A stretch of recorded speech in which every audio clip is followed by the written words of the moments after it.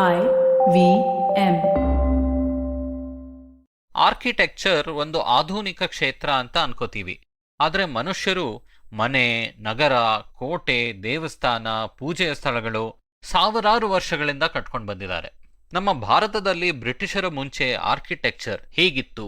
ಇವತ್ತು ನಾವು ಅದಕ್ಕೆ ಒಂದು ಹೊಸ ಜೀವನ ಕೊಡಬೇಕು, ಅದನ್ನು ರೀಡಿಸ್ಕವರ್ ಮಾಡಬೇಕು ಅಂದರೆ ಹೇಗೆ ಮಾಡಬಹುದು?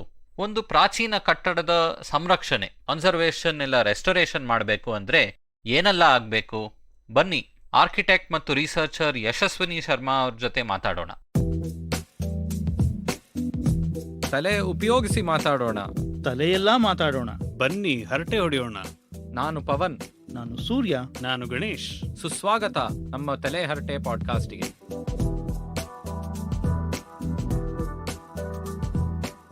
ನಮಸ್ಕಾರ ಮತ್ತು ಸುಸ್ವಾಗತ ನಮ್ಮ ತಲೆಹರಟೆ ಕನ್ನಡ ಪಾಡ್ಕಾಸ್ಟ್ಗೆ. ನಾನು ನಿಮ್ಮ ಹೋಸ್ಟ್ ಪವನ್ ಶ್ರೀನಾಥ್. ಸೂರ್ಯ ಅವರೇ ನಮಸ್ಕಾರ, ಹೇಗಿದ್ದೀರಾ? ನಮಸ್ಕಾರ ಪವನ್, ಹೇಗಿದ್ದೀರಾ ನೀವು? ಪರವಾಗಿಲ್ಲ. ಈಗ ಮಳೆಗಾಲದಲ್ಲಿ ಹೆಂಗೋ ನಮ್ಮ ಸೈಕ್ಲೋನ್ ಟೈಮ್ ಅಲ್ಲಿ ಪವರ್ ಇಲ್ದೆ, ಎಲೆಕ್ಟ್ರಿಸಿಟಿ ಇಲ್ದೆ ನಾವು ರೆಕಾರ್ಡ್ ಮಾಡ್ತಾ ಇದೀವಿ ಇವತ್ತು. ಅಂಡ್ ನಿಮ್ಮ ಜೊತೆ ಇವತ್ತು ನಮ್ಮ ಅತಿಥಿ ಯಶಸ್ವಿನಿ ಶರ್ಮಾ ಅವರು ಬಂದಿದ್ದಾರೆ, architect and heritage conservation expert. Yashaswini ಅವರೇ ಸ್ವಾಗತ. ನಮಸ್ಕಾರ, ಥ್ಯಾಂಕ್ ಯು. ಸೊ ನಾನು ನಮ್ಮ ಚರ್ಚೆ ಮುಂದೆ ನಾವು ಮುಂದೋಗೋಕ್ ಮುಂಚೆ ಯಶಸ್ವಿನಿ ಅವ್ರದ್ದು ಇನ್ನೂ ಸ್ವಲ್ಪ ನಾನು ಇಂಟ್ರೊಡಕ್ಷನ್ ಕೊಡ್ಬೇಕು ಅಂತ I really want to give a slightly more introduction. Yashaswini ಅವರು ಆರ್ಕಿಟೆಕ್ಟ್ ಮತ್ತೆ ಎಕ್ಸ್ಪರ್ಟ್ ಆಗಿದ್ದಾರೆ. ನಮ್ಮ ಟೆಂಪಲ್ ಆರ್ಕಿಟೆಕ್ಚರ್ ಆಗ್ಲಿ, ಸಿಟಿ ಪ್ಲಾನಿಂಗ್ ಆಗ್ಲಿ, ಬೇರೆ ಬೇರೆ ಇದ್ರ ಮೇಲೆ ಕೆಲಸ ಮಾಡಿದ್ದಾರೆ. ನಮ್ಮ ಪಾಡ್ಕಾಸ್ಟ್ ಅಲ್ಲಿ ಹಿಂದಿನ ಎಪಿಸೋಡ್ಸ್ ಅಲ್ಲಿ ಉದಯ್ ಕುಮಾರ್ ಅವರು ಹೆಬ್ಬಾಳ್ ಕಿತ್ತಯ್ಯ ಶಿಲಾಶಾಸನ ಬಗ್ಗೆ ಮಾತಾಡಿದ್ದರು. ಆ ಶಿಲಾಶಾಸನೆ ಈಗ ಒಂದು ಮಂಟಪದಲ್ಲಿ ಕೂತಿದೆ ಹೆಬ್ಬಾಳಲ್ಲಿ. ಆ ಮಂಟಪದ ಡಿಸೈನು ಅದೆಲ್ಲ ಮಾಡಿರೋದು ನಮ್ಮ ಇವತ್ತಿನ ಅತಿಥಿ ಯಶಸ್ವಿನಿ ಅವರೇ. ಸೊ ಯಶಸ್ವಿನಿ ಅವರೇ, ನಾವು ಸೂರ್ಯ ಅವರು ನಿಮ್ ಜೊತೆ ಮಾತಾಡಿದ್ದಾರೆ, ಬೇರೆ ಬೇರೆ ಕಡೆಯಿಂದ ನಮ್ಮ 3 ಜನರಲ್ಲೂ ಕನೆಕ್ಷನ್ ಇದೆ ಅನ್ಸುತ್ತೆ. ಸೊ ಇವತ್ತು ನಾವು ಓವರ್ ಆಲ್ ನಾವು ಹೇಗೆ ಈ ಹೆರಿಟೇಜ್ ಕಾನ್ಸರ್ವೇಷನ್ ಅಂತ ಇಂಗ್ಲಿಷ್ ಅಲ್ಲಿ ದೊಡ್ಡ ಪದವಾಗಿ ನಾವು ಹೇಳ್ತೀವಿ, ಇದು ಏನು, ಹೇಗೆ ಮಾಡಬಹುದು, ಅಂಡ್ ಹೇಗೆ ನಮ್ಮ ಈ ಮಾಡರ್ನ್ ಟೈಮ್ಸ್ ಮುಂಚೆ ಈ ಒಂದು ಆರ್ಕಿಟೆಕ್ಚರು, ಡಿಸೈನು, ಟೌನ್ ಪ್ಲಾನಿಂಗ್ ಎಲ್ಲ ಹೇಗೆ ಯೋಚನೆ ಮಾಡ್ತಾ ಇದ್ರು ಅಂತಾನು ನಾವು ಮಾತಾಡ್ಬೋದು. ಸೊ ಸೂರ್ಯ ಅವರೇ, ನಮ್ಮ ಚರ್ಚೆ ಇವತ್ತು ನೀವು ಶುರು ಮಾಡ್ತೀರಾ? Thank you Pavan. ಮೇಡಮ್, ತುಂಬಾ ಸಂತೋಷ ತಾವು ವ್ಯೂ ಮಾಡ್ಕೊಂಡು ಬಂದಿರೋದು. ನನಗಂತೂ ಈ ಕ್ಷೇತ್ರ ತುಂಬಾನೇ ಆಸಕ್ತಿ ಇದೆ. ಇಲ್ಲಿ ಮೊದಲೇ ನಮಗೆ ತೋರಿಸಿದ್ದು ಏನು ಅಂದ್ರೆ, ಈ ಭಾರತ ದೇವಸ್ಥಾನಗಳ ಎಲ್ಲಿ ಹೋದ್ರೂ ದೇವಸ್ಥಾನಗಳು, ದೊಡ್ಡ ದೊಡ್ಡ ದೇವಸ್ಥಾನಗಳು ಕಾಣಿಸುತ್ತವೆ. ಅದನ್ನ ಬಿಟ್ರೆ ನಮ್ಗೆ ಕಲ್ಪನೆ ಬರೋದು ಭಾರತ ಅಂದ್ರೆ ಆಶ್ರಮ, ಕಾಡು, ಹಳ್ಳಿ. ಆದ್ರೆ ಭಾರತದಲ್ಲಿ ಪಟ್ಟಣಗಳು, ತುಂಬಾ ಸಂಪದ್ಭರಿತವಾದ ಪಟ್ಟಣಗಳು, ನಗರಗಳು ಇದ್ದುವು. ಅದು ಹೇಗಿದ್ದುವು, ಅದನ್ನ ಹೇಗೆ ವಿನ್ಯಾಸ ಮಾಡ್ತಾ ಇದ್ರು, ಅದಕ್ಕೆ ಇನ್ನೊಂದು ಕಿರು ಪ್ರಶ್ನೆ ಅಂದ್ರೆ, ಬೆಂಗಳೂರು ಆ ನಗರ ಅದನ್ನ ಹೇಗೆ ವಿನ್ಯಾಸ ಮಾಡಿದ್ರು, ಅದನ್ನ ಸ್ವಲ್ಪ ತಿಳಿಸ್ಕೊಡ್ತೀರಾ ನಮ್ಗೆ? ಸೂರ್ಯ, ನೀವು ಒಂದು ಅದ್ಭುತವಾದ ಪ್ರಶ್ನೆ ಕೇಳಿದ್ದೀರಾ. ಯಾಕೆಂದ್ರೆ ಇದೇ ಪ್ರಶ್ನೆ ತಗೊಂಡು ನಾನು ಸಂಶೋಧನೆ ಮಾಡಿದ್ದು. ಬೆಂಗಳೂರನ್ನ ಹೇಗೆ ಕಟ್ಟಿದ್ರು, ಹೇಗೆ ನಿರ್ಮಾಣ ಮಾಡಿದ್ರು, ಇದರ ವಿನ್ಯಾಸ ಹೇಗ್ ಮಾಡಿದ್ರು, ಆ ವಿನ್ಯಾಸ ಮಾಡೋದಕ್ಕೆ ಏನಾದ್ರೂ ಒಂದು ಡೈರೆಕ್ಷನ್ ಇತ್ತ? ಇವಾಗ ನಾವು ಕಲಿಯುವಾಗ ಮಾಡರ್ನ್ ಅರ್ಬನ್ ಡಿಸೈನ್ ಥಿಯರಿ ಅಂತೆಲ್ಲ ಕರಿತೀವಿ. ಹಾಗಾದ್ರೆ ನಮ್ಮಲ್ಲಿ ಏನು ಇರ್ಲಿಲ್ವಾ? ಇಲ್ದೇನೆ ಹೀಗೆ ಪಟ್ಟಣಗಳನ್ನ, ನಗರಗಳನ್ನ ಸೃಷ್ಟಿ ಮಾಡಿದ್ರ ಅನ್ನೋದೊಂದು ಪ್ರಶ್ನೆ ಬರುತ್ತೆ. ಅದರಲ್ಲಿ ನಾನು ನೋಡಿರೋದು ಮಾನಸಾರ ಮಾಯಾಮತ ನಮ್ಮ ಒಂದು ದಕ್ಷಿಣ ಭಾರತ ಕ್ಷೇತ್ರದಲ್ಲಿ ಜಾಸ್ತಿ ಯೂಸ್ ಆಗಿರೋದು. ಆ ಒಂದು ಶಿಲ್ಪಶಾಸ್ತ್ರದಲ್ಲಿ ಯಾವ್ಯಾವ ತರದ ನಗರಗಳನ್ನ ಕಟ್ಟಬಹುದು, ಯಾವ್ಯಾವ ತರದ ಕೋಟೆಗಳನ್ನ ಕಟ್ಟಬಹುದು, ಅದನ್ನ ಕಟ್ಟಬೇಕಾದ್ರೆ ಮಣ್ಣು ಹೇಗಿರ್ಬೇಕು, ಎಲ್ಲಿ ಕಟ್ಟಬಹುದು, ಈ ತರದನ್ನೆಲ್ಲ ಕೊಡ್ತಾರೆ. ಅದ್ರ ಜೊತೆ ನೀವು ಅದ್ರದ್ದು ಒಂದು ಅಲೈನ್ಮೆಂಟ್ ನೀವು ತಗೋಬೇಕಾದ್ರೆ, ಅವಾಗ ಆರ್ಟಿಫಿಷಿಯಲ್ ಲೈಟಿಂಗ್ ಏನು ಇರ್ಲಿಲ್ಲ, ಅದನ್ನ ನಾವು ಮನ್ಸಲ್ಲಿ ಇಟ್ಕೋಬೇಕು. ಸೊ ಅವರು ಬೆಳಕಿಗೋಸ್ಕರ, ಗಾಳಿಗೋಸ್ಕರ ಯಾವ ತರ ಅದನ್ನ ಓರಿಯೆಂಟ್ ಮಾಡ್ತಾ ಇದ್ರು, ಹೇಗೆ ಕಟ್ತಾ ಇದ್ರು, ಇದೆಲ್ಲದನ್ನು ಅದ್ರಲ್ಲಿ ಬರುತ್ತೆ. ಟೈಪ್ಸ್ ಆಫ್ ಟೌನ್ ಬರುತ್ತೆ, ಟೈಪ್ಸ್ ಆಫ್ ಫೋರ್ಟ್ ಬರುತ್ತೆ. ಸೊ ಆ ತರ ಹೋಗ್ತಾ ನೋಡಿದಾಗ ನಮ್ಮ ಬೆಂಗಳೂರು ಅನ್ನೋದು ಒಂದು ನಿಗಮ ಟೈಪಾಲಜಿ ಅಂತ ಅವ್ರು ಕೊಡ್ತಾರೆ. ಅಲ್ಲಿ ಎಲ್ಲಾ ತರದ ಜನಗಳು, ಎಲ್ಲಾ ಜಾತಿಗಳು ಇದ್ವು, ಮತ್ತೆ ಟ್ರೇಡ್ ನಡೀತಾ ಇತ್ತು ಜಾಸ್ತಿ. ಇದೊಂದು ಪೇಟೆ ಅಂತಂದ್ರೆ ಅದರಲ್ಲಿ ಟ್ರೇಡ್ ಏನು ನಡೆಯೋದು, ಟ್ರೇಡ್ಗೋಸ್ಕರ ಅಂತ ಕಟ್ಟಿರೋದು ಇದು.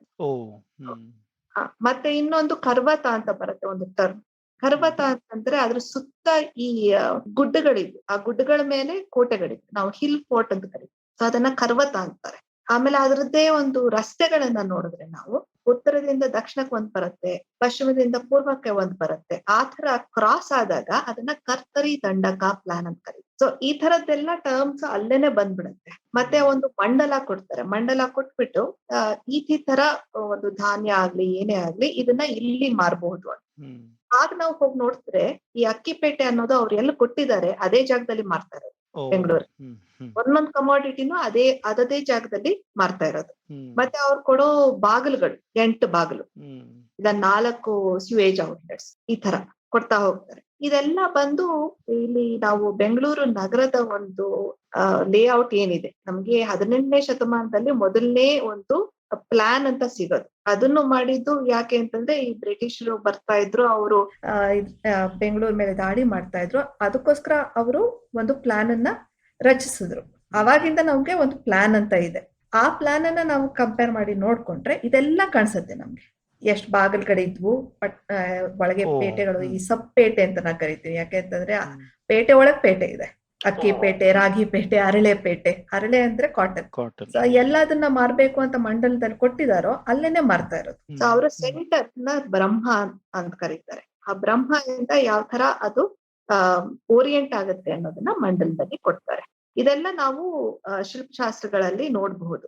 ಸೊ ನಮ್ಮ ನಗರಗಳು, ನಮ್ಮ ಪಟ್ಟಣಗಳು ಎಲ್ಲವೇ ಕೋಟೆಗಳಾಗ್ಲಿ ಈ ಒಂದು ಶಿಲ್ಪಶಾಸ್ತ್ರಕ್ಕೆ ಅನುಗುಣವಾಗಿನೇ ಅದನ್ನ ರಚನೆ ಮಾಡಿರೋದು. ಸೊ ಬೆಂಗಳೂರುನು ಆ ತರ ಆ ವಿನ್ಯಾಸದ ಒಂದು ಶೈಲಿಗೆ ಹೊಂದ್ಕೊಳ್ಳೋದಿದೆ. ಸೊ ಅದೊಂಥರ ಅದು ಶಾಸ್ತ್ರಬದ್ಧವಾಗಿ ಇತ್ತು, ಅದಕ್ಕೋಸ್ಕರ ಒಂದು ಶಾಸ್ತ್ರ ಇತ್ತು. ಬೆಂಗಳೂರು ತರ ಬೇರೆ ಯಾವ್ದಾದ್ರು ನಗರಗಳು ಇದೆಯಾ ಮೇಡಮ್ ಈ ಪ್ರದೇಶಗಳಲ್ಲಿ?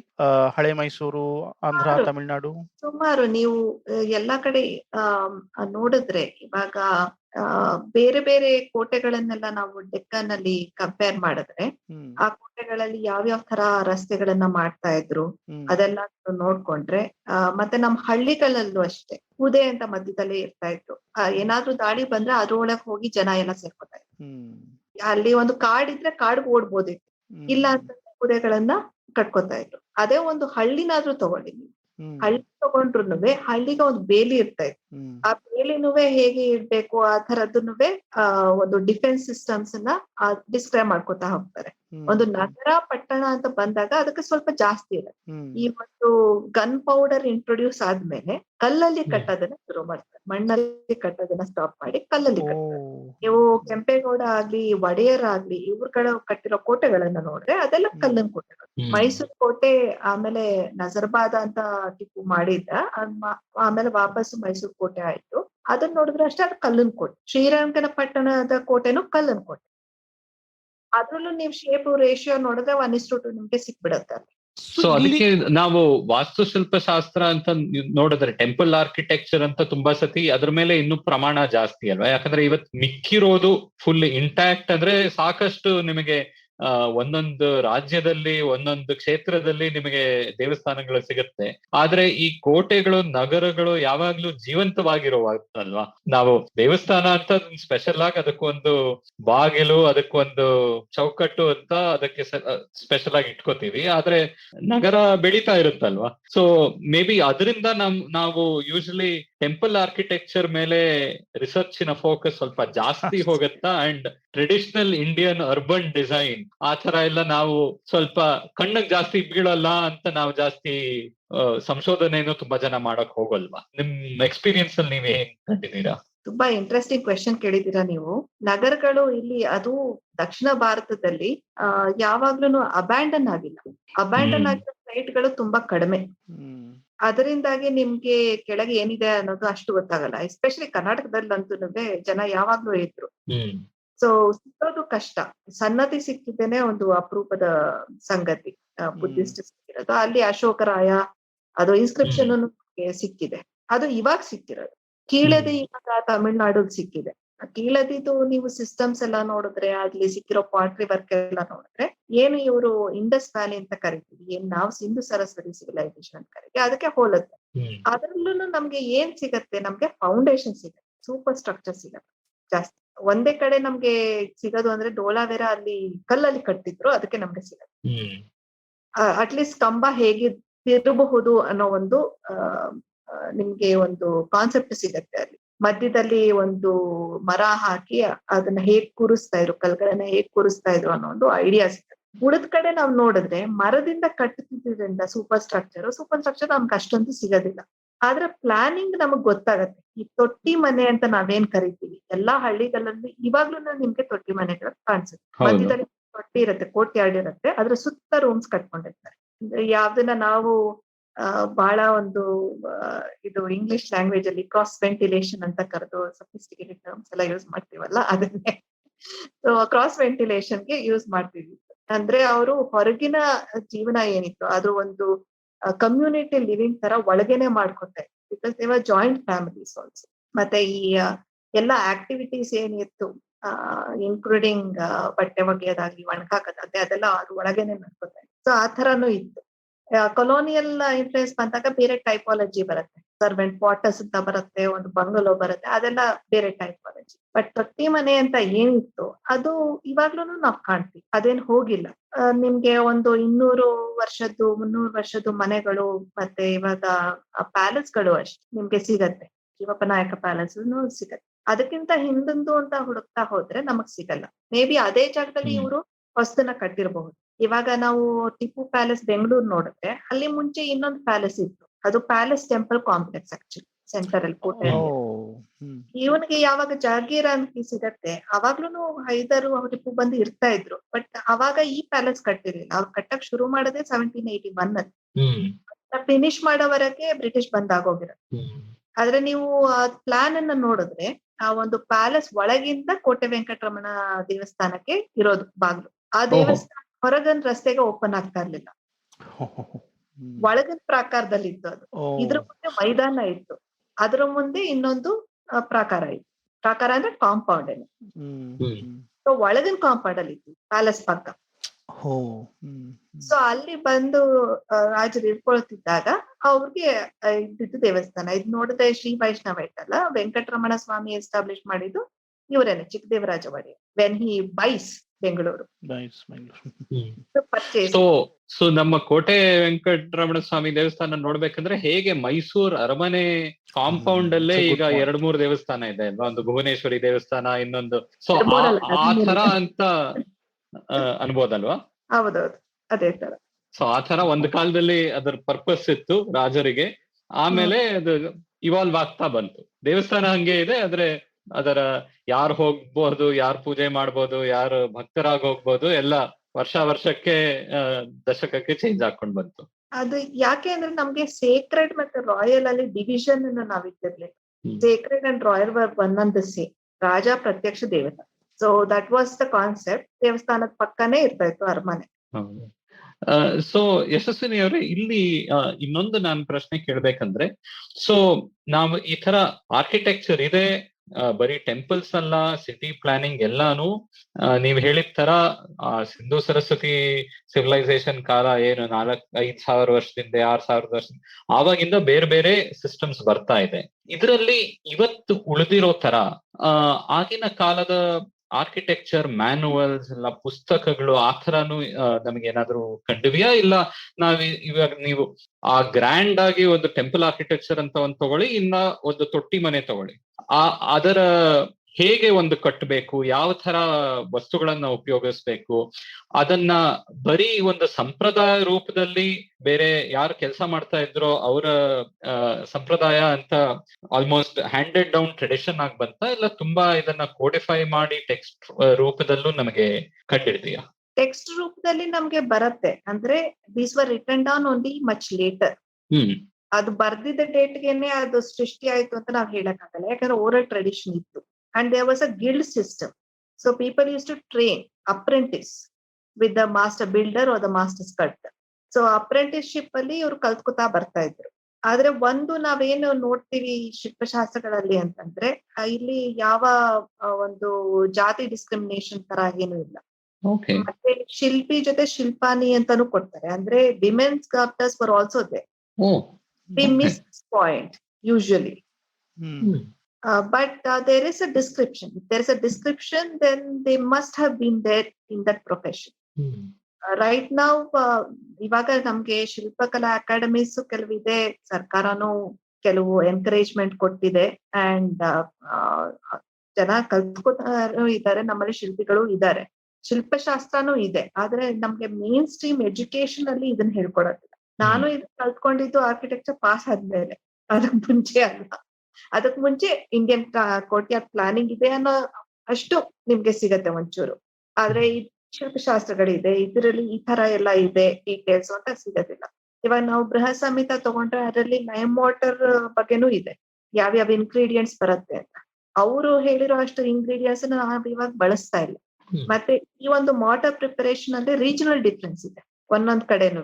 ಅಲ್ಲಿ ಏನ್ ಬೆಳೀತಿದ್ರು ಅದ್ರ ಮೇಲ್ ಹೋಗುತ್ತೆ. ಸೊ ಇದನ್ನೆಲ್ಲ ಸ್ವಲ್ಪ ನಾವು ಇನ್ನ ಜಾಸ್ತಿ ಸ್ಟಡಿ ಮಾಡ್ಬೇಕು ಅನ್ಸತ್ತೆ.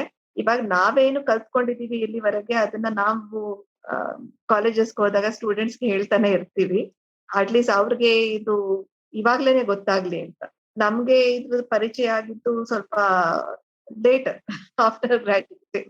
ಸೊ ಯಶಸ್ವಿನಿ ಅವರೇ, ನೀವ್ ಹೇಳಿದ್ದು ತುಂಬಾ ಮುಖ್ಯ. ಯಾಕಂದ್ರೆ ನಾವು ಡೈರೆಕ್ಟ್ ಆಗಿ ತುಂಬಾ ಸತಿ ನಮ್ ದೇಶದಲ್ಲಿ ಇಲ್ಲ ಬೇರೆ ಬೇರೆ ನಾನು ಚರ್ಚೆ ನೋಡುವಾಗ ಹೆರಿಟೇಜ್ ನಾವು ಹೇಗ್ ಕಾಪಾಡಬಹುದು, ಡೈರೆಕ್ಟ್ ಆಗಿ ಆ ಪ್ರಶ್ನೆಗೆ ಜನ ಇಳಿತಾರೆ. ಎಲ್ಲ ನಾಶ ಆಗ್ತಾ ಇದೆ, ನಿಜ ನಾಶ ಆಗ್ತಾ ಇದೆ, ಹೇಗ್ ನಾವು ಕಾಪಾಡಬಹುದು ಅಂತ. ಆದ್ರೆ ಹಿಂದಿನ ಕಾಲದಲ್ಲಿ ಅವ್ರ ಜನ ಹೇಗ್ ಕಟ್ತಾ ಇದ್ರು, ಯಾವ ತರ ಯೋಚನೆ ಮಾಡ್ತಾ ಇದ್ರು ಅಂತ ಅದಕ್ ನಾವು ಗಮನ ಕೊಡ್ಲಿಲ್ಲ ಅಂದ್ರೆ ಆ ಹೆರಿಟೇಜ್ ಅನ್ನ ಏನ್ ಕಾಪಾಡ್ತಾ ಇದೀವಿ ಅಂತ ಪ್ರಶ್ನೆ ಬರುತ್ತಲ್ವಾ. ಸೊ ಅದಕ್ಕೆ ಈ ಕಾರ್ಯಕ್ರಮದಲ್ಲಿ ನಾವು ಅಟ್ಲೀಸ್ಟ್ ನಮ್ಮ ಮೊದಲನೇ ಭಾಗದಲ್ಲಿ ಇದ್ರ ಬಗ್ಗೆ ಸ್ವಲ್ಪನಾದ್ರೂ ಮಾತಾಡಿದಕ್ಕೆ ನಾವು I think we just scratch the surface. But ನೀವು ಈ ಕಾಂಟೆಕ್ಸ್ಟ್ ಕೊಟ್ಟಿದ್ದು ತುಂಬಾನೇ ಮುಖ್ಯವಾಯ್ತು. ಸೊ ಧನ್ಯವಾದ. ಇಲ್ಲೊಂದು ಸಣ್ಣ ಬ್ರೇಕ್ ತಗೊಂಡು ನಾವು ವಾಪಸ್ ಬರೋಣ. ಅದಕ್ಕೆ ಆಮೇಲೆ ಈ ಕನ್ಸರ್ವೇಷನ್ ಈಗ ನಾವ್ ಇನ್ನು ಏನ್ ಮಾಡ್ಬೋದು ಅಂತ ಇನ್ನು ಮಾತಾಡೋಣ.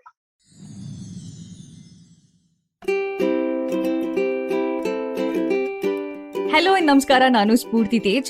ಪರ್ಸ್ನಲಿ ನಂಗೆ ನಮ್ಮ ಹ್ಯಾಬಿಟ್ ಕೋಚ್ ಆಸ್ಟಿನ್ ಡಾಕ್ಟರ್ ಅವರ ಒಂದು ಪಾಸಿಟಿವ್ ಚೇಂಜಸ್, ಒಂದು ಸೆಲ್ಫ್ ಇಂಪ್ರೂವ್ಮೆಂಟ್ ಟಿಪ್ಸ್ ಅಂದ್ರೆ ಸೂಪರ್ ಫೇವರಿಟ್. ಈ ಅದ್ಭುತವಾದಂತ ಹ್ಯಾಬಿಟ್ಸ್ ನ ನೀವು ಕಲ್ತು ನಿಮ್ಮ ಲೈಫ್ ಕೂಡ ಆಸಮ್ ಆಗ್ಬೇಕು ಅನ್ನೋದು ನಮ್ಮ ಇಂಟೆನ್ಷನ್. ಸೊ ಕೇಳಿ ದಿ ಹ್ಯಾಬಿಟ್ ಕೋಚ್ ಪಾಡ್ಕಾಸ್ಟ್. ಇವಾಗ ಬರೀ ಇಂಗ್ಲಿಷ್ ಅಲ್ಲಿ ಮಾತ್ರ ಅಲ್ಲ, ಕನ್ನಡದಲ್ಲೂ ಕೂಡ. The habit coach Kannada podcast ಪ್ರತಿ ಸೋಮವಾರ ಹಾಗೂ ಗುರುವಾರ IVM ನೆಟ್ವರ್ಕ್ ಅಲ್ಲಿ.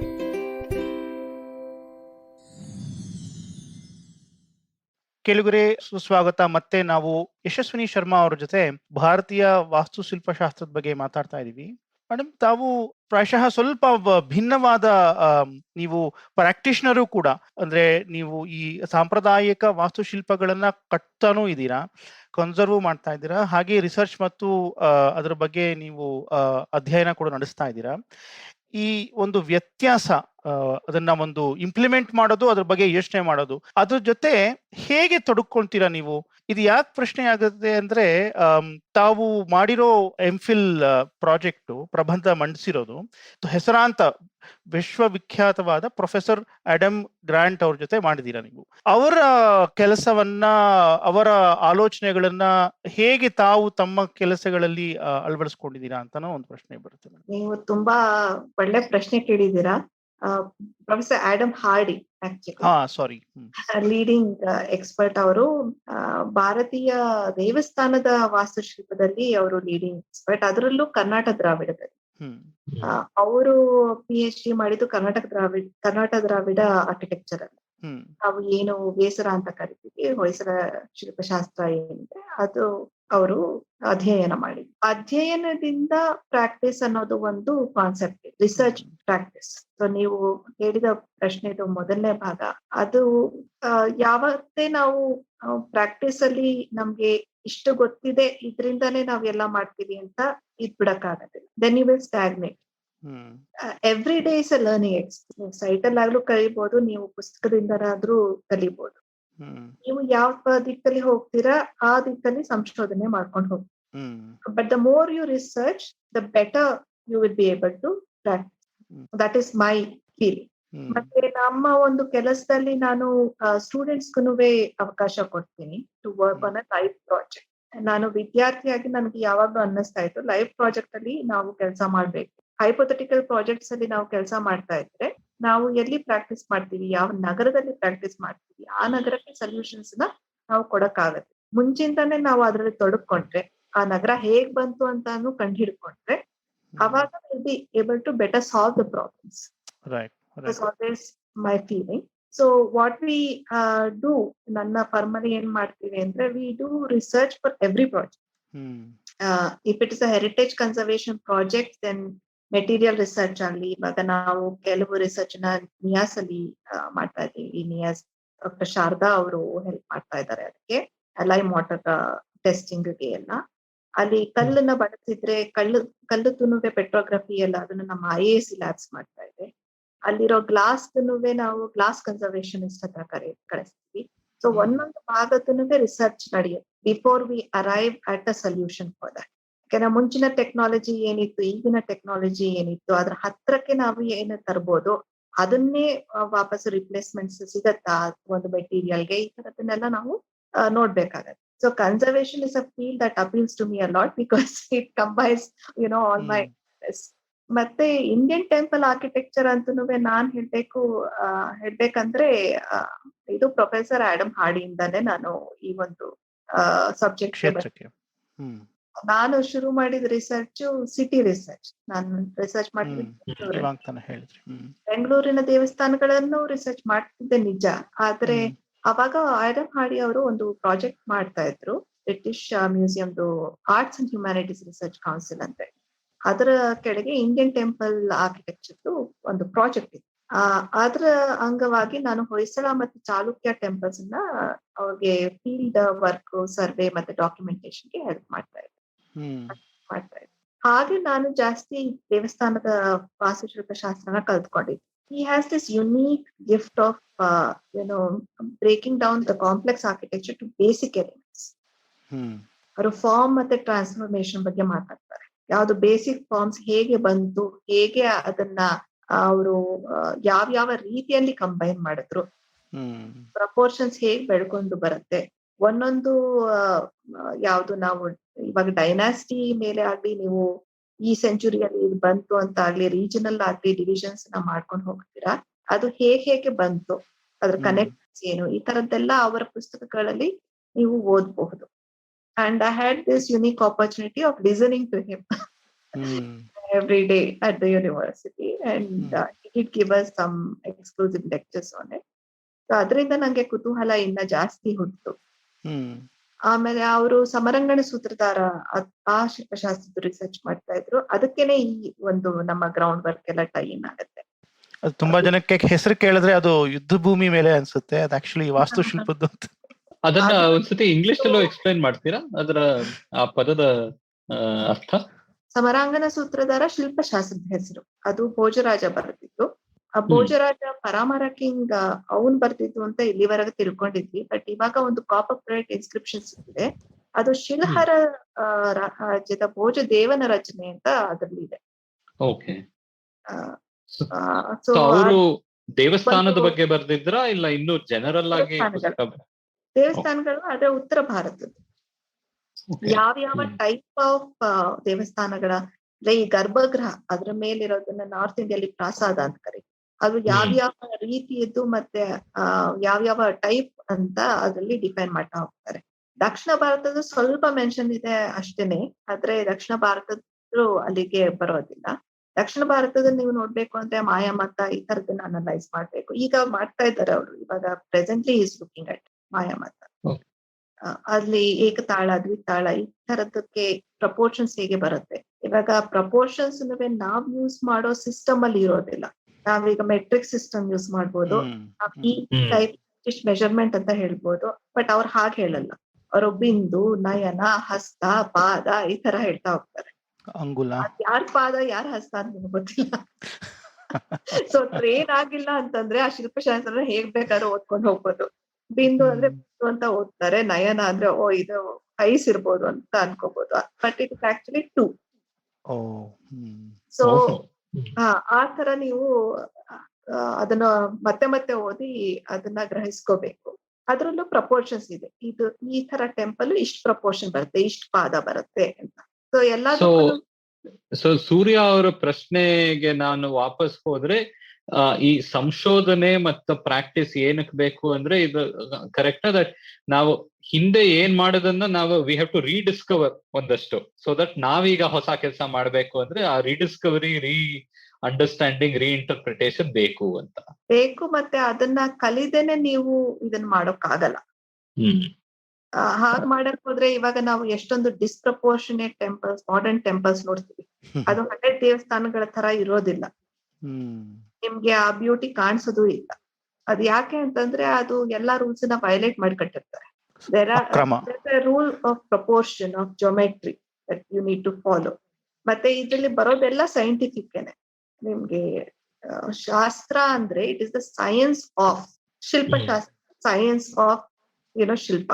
So that is how you look at it. It's a body of knowledge. It's a knowledge system. So you have to study it in order to practice in it.